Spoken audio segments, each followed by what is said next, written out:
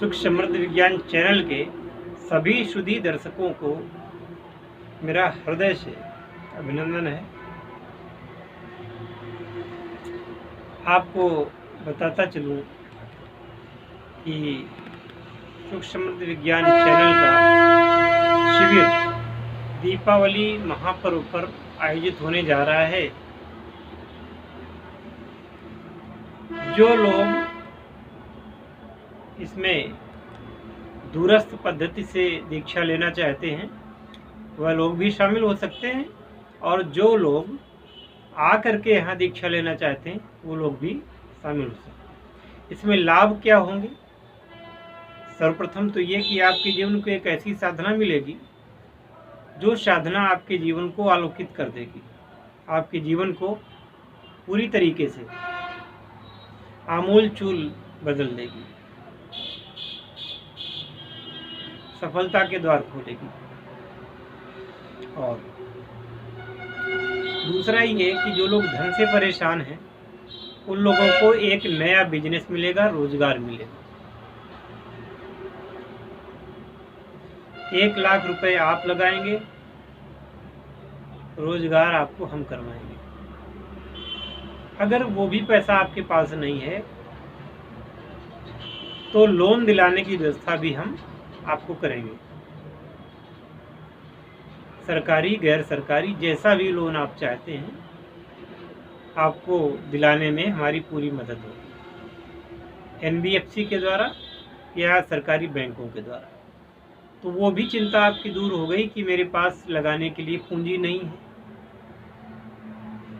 आपकी कंपनी का या आपकी संस्था का रजिस्ट्रेशन और सारी जितनी कागजी कार्रवाइयाँ हैं वो हम आपको कराएंगे। बिजनेस आपको करवाएंगे, लाभांश का 10% हम आपसे चार्ज करेंगे। ये शर्त है हमारी। लिख करके आपको आपका लिखित में एग्रीमेंट होगा, आपका पैसा डूबेगा नहीं, ये हमारी जिम्मेदारी है।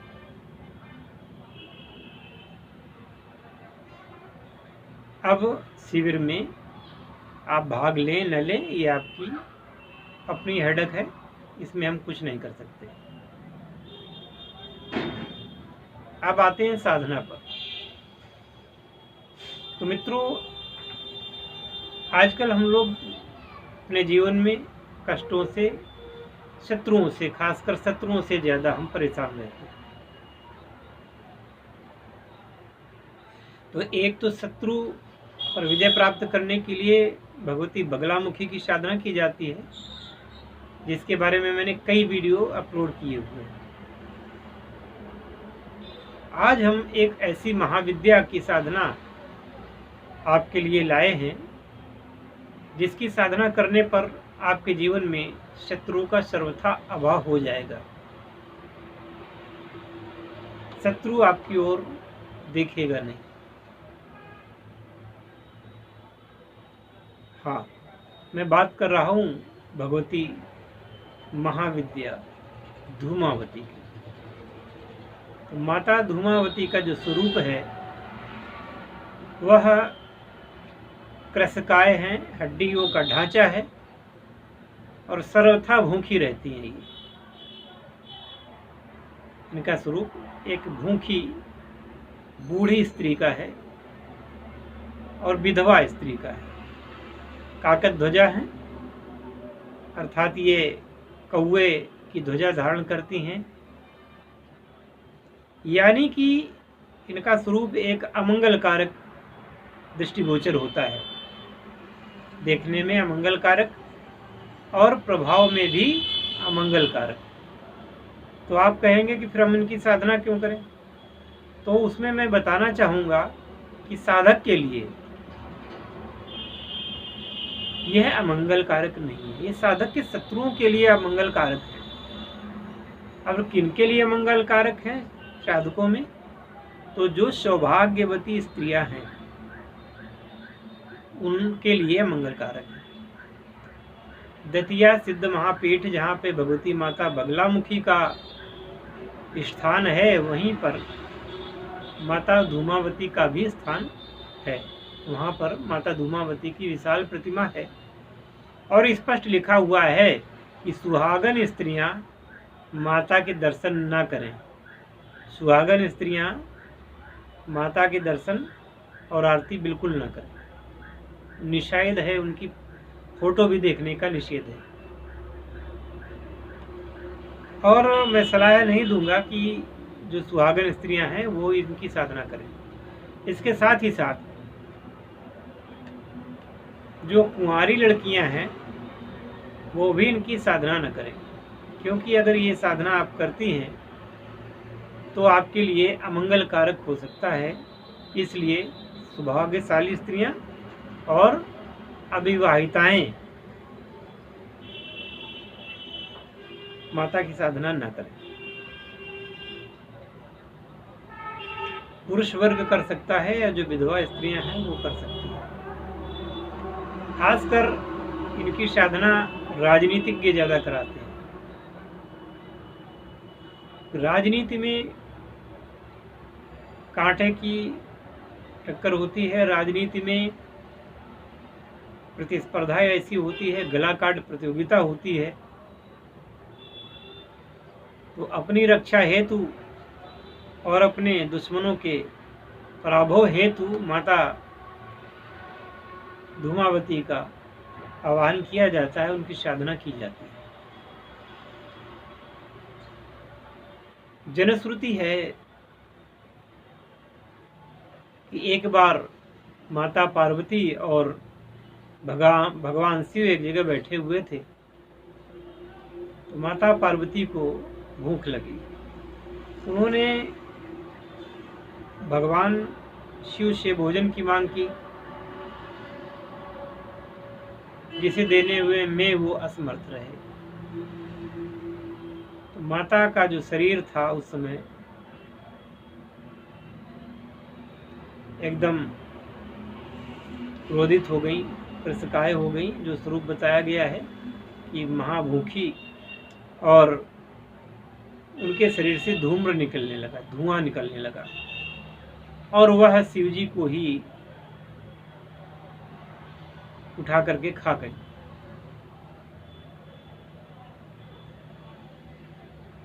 तो यह उनका माता का जो स्वरूप है वह अमंगल स्वरूप है।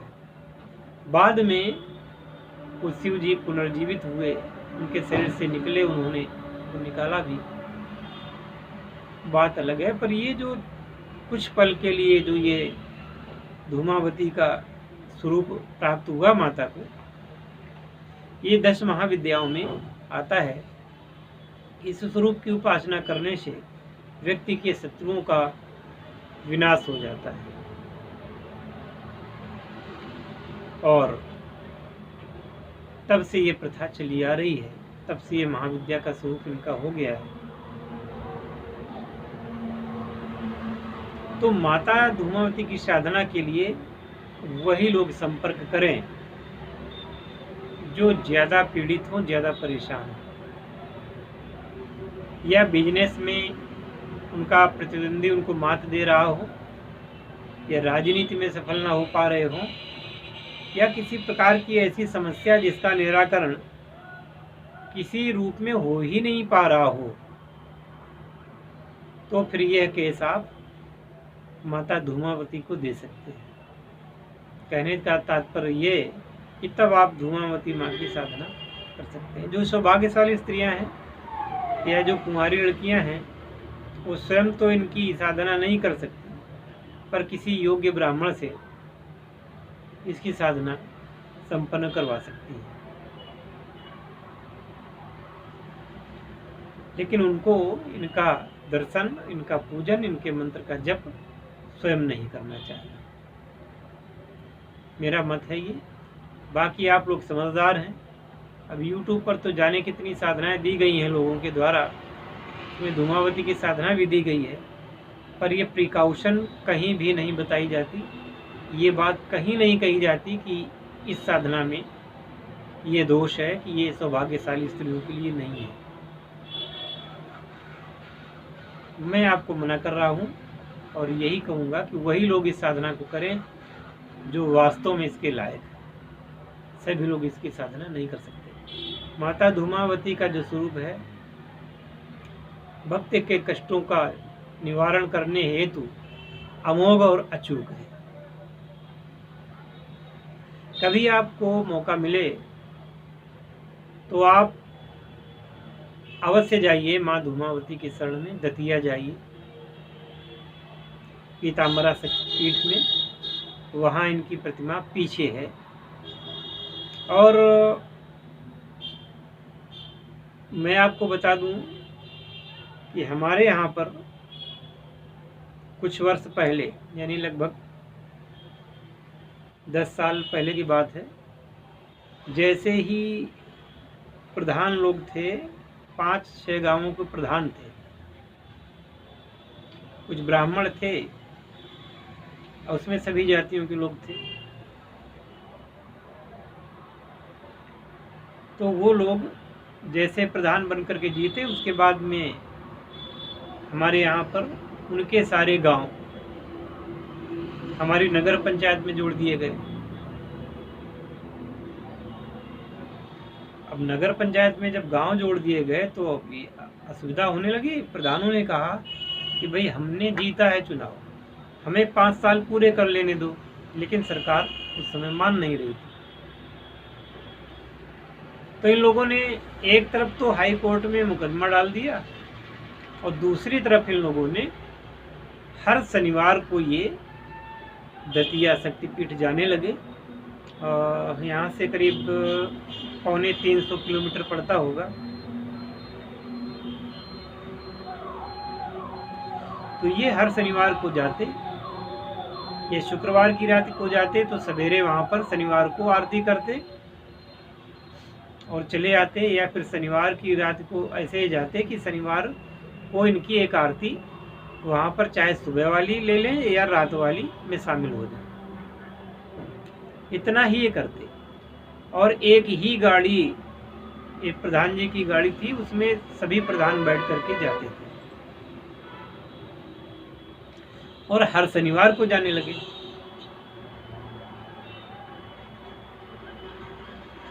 फिर क्या हुआ, मुकदमे का फैसला तो नहीं हुआ, मुकदमा स्टे हो गया और ये लोग 5 साल इनके गुजर गए। दोबारा चुनाव आए तो उन 5-6 गांवों का 6 गांव थे, मजरों को मिलाकर के 15 गांव थे। वहाँ पर प्रधानी को चुनाव फिर नहीं हुआ, वो नगर पंचायत में जोड़ दिए गए।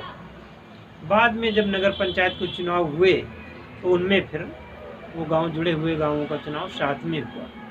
ऐसे माता भगवती बगला मुखी और माता धूमावती के स्थान पर जाने का प्रभाव उनको मिला। उनकी भक्ति करने से उनको लाभ प्राप्त हुआ, उनका कार्यकाल गुजर गया। ये अनुभव है। आपको याद होगा कि संजय दत्त को भी जब कारावास हुआ था तब भी ये गए थे वहाँ दतिया शक्तिपीठ में, और सुप्रीम कोर्ट भी परेशान था कि बार बार संजय दत्त को बेल क्यों मिल जाती है। ऑब्जेक्शन हुआ था, किसी अपराधी को जेल से छुटकारा नहीं मिलता तो संजय दत्त को बार बार जमानत क्यों मिल जाती है। और जिसकी ओर भगवती की कृपा होती है उसको ऐसे ही। तो ज़्यादातर जो सजा का काल था उससे ज़्यादातर काल तो संजय दत्त जी ने जेल के बाहर बिताया। इसके बाद में वहाँ पर और भी एक अभिनेत्री वहाँ पर मिली थी। तो बहुत बड़ी महिमा है।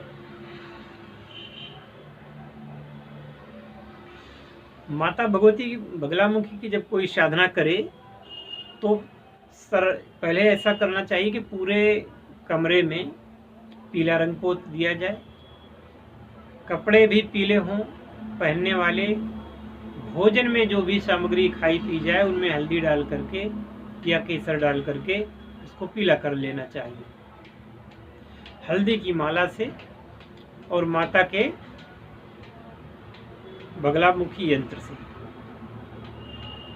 माता भगवती बगलामुखी की प्राण प्रतिष्ठित माला यंत्र प्राण प्रतिष्ठित होना चाहिए और प्राण प्रतिष्ठित उनकी मूर्ति हो या उनकी फोटो हो, इनकी आवश्यकता पड़ेगी। और उनके जो नैवेद्य में भी पीले फल पीली चीज़ों का देना चाहिए। लेकिन माता भगवती धूमावती की जो साधना होती है उसमें सब काला रखना पड़ता है। प्राण प्रतिष्ठित उनकी धूमावती का यंत्र, उनकी माला और उनकी प्रतिमा घर में स्थापित करें। और स्थापित करके अच्छा तो रहे कि घर में स्थापित ना करें, इसकी साधना बाहर ही करें। भगवती बगलामुखी की साधना घर में कर सकते हैं, पर धूमावती की साधना घर पे ना करें, क्योंकि कभी न कभी आपके बच्चे, आपकी पत्नी, आपके घर में और कोई महिला है, आपके मंदिर में जाके उनके दर्शन न कर ले। इसलिए याद रखें कि घर में न करें, और घर में करें भी तो साधना संपन्न होते ही उनकी मूर्ति या फोटो, उनके यंत्र को और उनकी माला को और उनकी जो पूजन सामग्री जो कुछ भी है सब कुछ किसी नदी इत्यादि में प्रवाहित कर दें और चुपचाप बाद में आप उनका नित्य प्रति मंत्र का जप करते हैं। ये है भगवती माता धूमावती की साधना। जिन सज्जनों को ये साधना करनी है वो कर सकते हैं, उचित रूप से उसकी दीक्षा लेकर के और साधना को प्राप्त करें, और दीपावली को इसको जरूर शुरुआत करते हैं। हरि ओम।